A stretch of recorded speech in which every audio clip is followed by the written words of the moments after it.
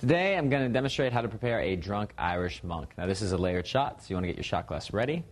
You're also going to want to have a bar spoon handy. It's going to help you with the layering. If not, use maraschino cherry. We're going to start off with our Bailey's Irish Cream.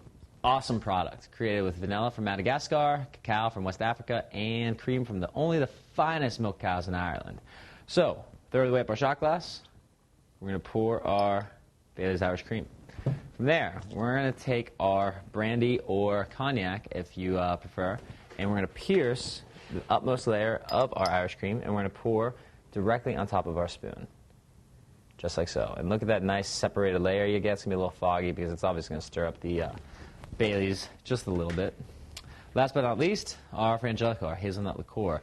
Also, this is where you get the monk part. Frangelico, the bottle is supposed to resemble a monk's habit, while all of us associate here in America with the Aunt Jemima maple syrup pancake bottle. Really, really interesting little side note.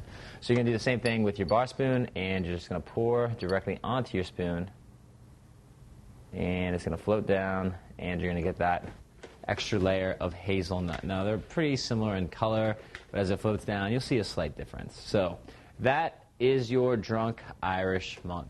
Enjoy.